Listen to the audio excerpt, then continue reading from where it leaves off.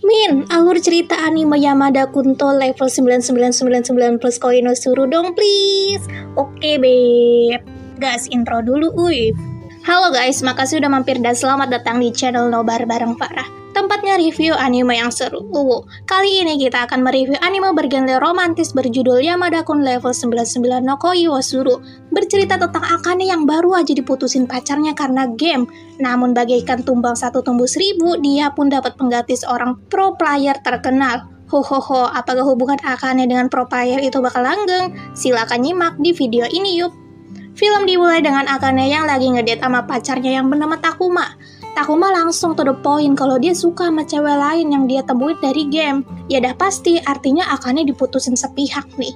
Akane benar-benar down. Kenapa sih selingkuhin aku? Dia ini benar-benar kena mental. Untuk mengenang masa lalu, dia bermain game FOS. BTW sebelumnya Akane ini gak suka main game, tetapi mantan pacarnya itu yang ajak dia main game FOS. Dia meluapkan seluruh kekesalannya di game itu. Tiba-tiba saja dia kedatangan player lain. Satu girl bernama Yamada. Akane langsung ajak dia ngobrol. Yamada balasnya lama banget dan singkat. Sampai-sampai Akane jadi kesal. Dia bahkan luapin semua kekesalannya diputusin ke Yamada itu. Ya Yamada cuman balas oh doang. Dia dapat notifikasi kalau game FOS itu bakal ngadain event. Akane tahu kalau mantannya pasti kesana. Jadi dia berniat buat datang dan bakal bikin Takuma menyesal karena dah putusin dia. Akane langsung belanja baju bagus dan ngepermak diri hingga dia sendiri nyesel ngabisin banyak duit. Hari itu pun tiba, dan benar saja Akane menemukan Takuma, namun sayangnya Takuma malah jalan sama cewek lain. Dia berusaha mengejarnya dan tertabrak hingga jatuh. Akane udah pengen nangis, tapi setelah lihat manusia yang nabrak dia, boro-boro. Mak, ganteng banget.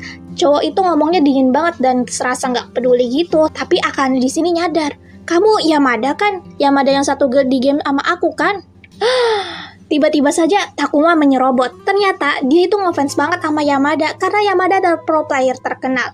Akane langsung ambil kesempatan. Yamada ini pacarku. Lah, pacar dari mana? Sebelum Yamada ngomong, Akane langsung sogok dia pakai kupon item game.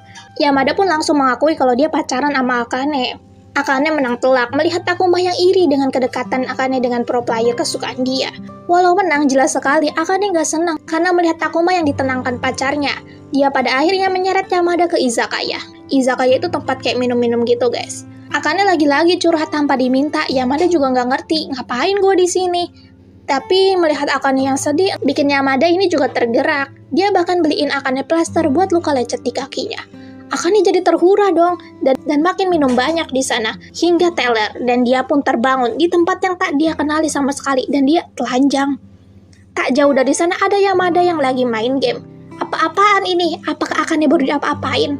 Lah, ternyata masih pakai daleman dong. Jadi ternyata Akane kemarin itu molor. Yamada mau gak mau bawa ke rumahnya, dan saat itu juga Akane muntah ke bajunya.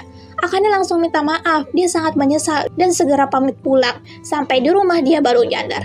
Lah, kalung pemberian mantannya yang sangat dia sayangi ternyata hilang. Hilang kemana? Apa jatuh di rumah Yamada? Akane login game dan bertemu dengan player lain yang bernama Rurihibe. Bentukannya kawaii banget dan dia juga baik. Akane langsung curhat dan tak lama kemudian Yamada juga login.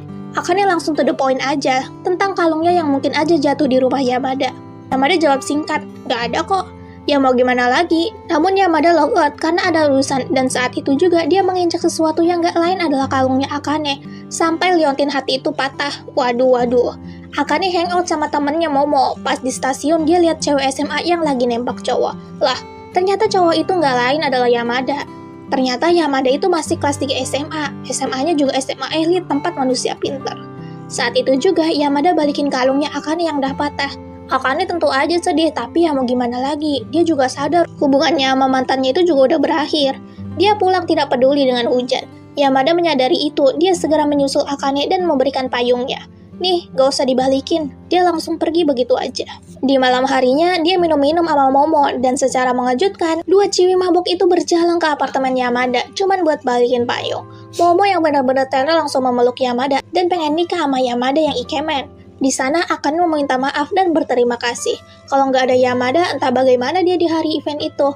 Akane pergi namun Yamada menghentikannya dan mengatakan jika Rurihime itu mengkhawatirkannya lantaran Akane udah lama nggak login. Yap, akhirnya hubungan mereka semakin dekat. Bahkan Akane memaksa Yamada login di tengah malam.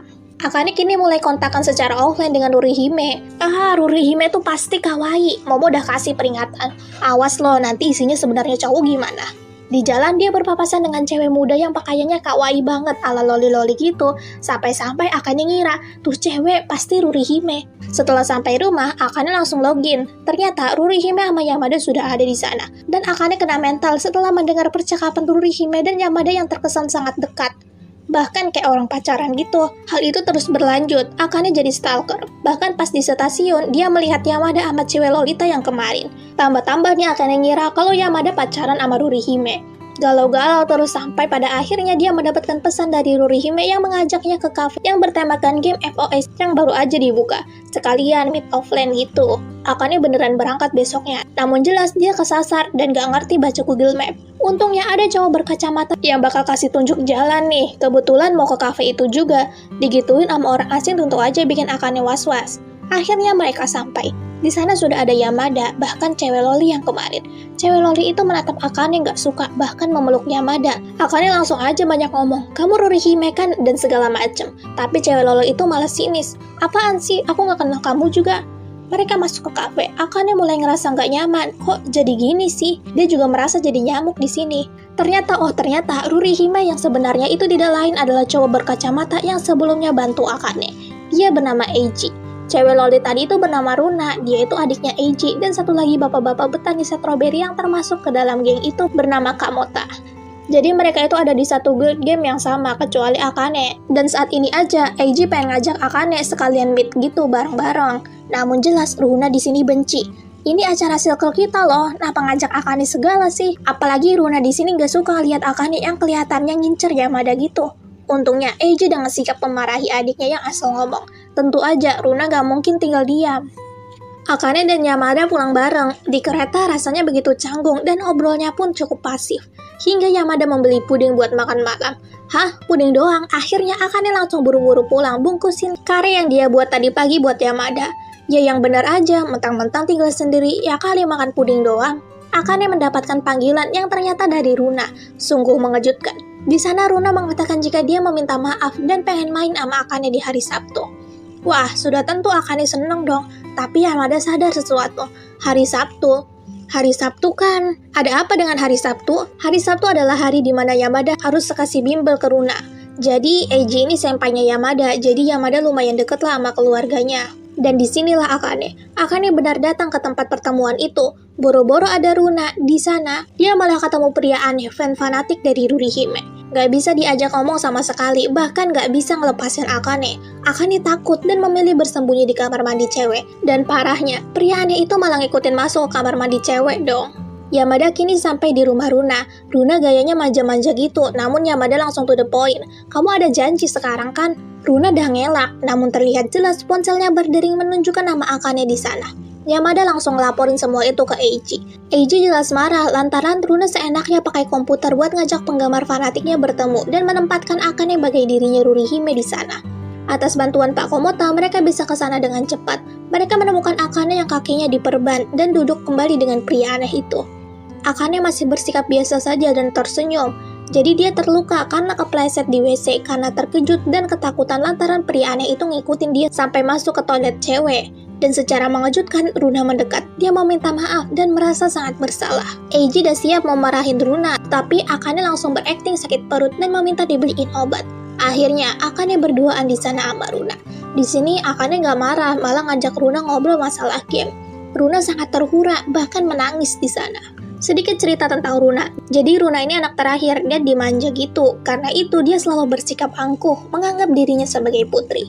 Orang-orang di kelas jadi segan mau berteman sama dia. Ya, Runa juga nggak peduli, lagian dia ada teman online sebanyak 300. Tapi jelas sekali, terkadang Runa memperhatikan teman-temannya. Dan mungkin aja dia sebenarnya pengen bergaul. Dan disinilah dia. Ternyata Runa sudah berbaikan dengan Akane dan selalu nempel dengan Akane dan sering mampir ke apartemen Akane. Bercerita banyak hal, bahkan mencoba banyak hal yang tidak bisa dia coba di sekolahnya. Runa juga bantu Akane buat cepat naik level supaya bisa berburu barang Yamada. Dan disinilah laptop Akane meledak karena nggak kuat gendong game berat. Runa menceritakan itu ke kakaknya, lah si Eiji malah nyuruh Yamada buat ngecek. Runa kasih foto Akane sama Yamada yang duduk bareng ke kakaknya. Eiji bilang, coba dong buat lebih ke komedi romantis. Nah, di sini masalahnya, Runo yang masih SMP malah ngira hal itu ke 18+. Tapi dia nggak bisa memunculkan hal itu mengingat Akane lagi sibuk masak dan bukan lagi mandi atau bahkan ganti baju dan lainnya. Hingga Runo nekat mendorong Akane dan jatuh menabrak tubuh Yamada. Yamada sampai kelilipan rambut Akane. Akane refleks pegang pipi Yamada dong. Beberapa detik kemudian mereka nyadar. Akane meminta maaf, namun parahnya Yamada malah langsung balik. Lagi-lagi Akane kena mental dong. Gak tahu aja dia kalau Yamada sebenarnya malu dan baper sama perlakuan Akane tadi. Efek jomblo dari lahir nih si Yamada. Menurut kalian apa yang akan terjadi pada Akane dan Yamada? Apa mereka beneran bakal pacaran nanti? Apakah bakal ada manusia lain yang jadi orang ketiga? Semoga aja jangan. Jawabannya kalian bisa nonton di part 2-nya yup. Itu sekaligus part terakhir dari series anime ini. Langsung cek linknya di kolom komentar guys. Makasih yang udah nonton sampai akhir, jangan lupa kasih subscribe dan share juga yup. Sampai jumpa di video yang lainnya, bye-bye.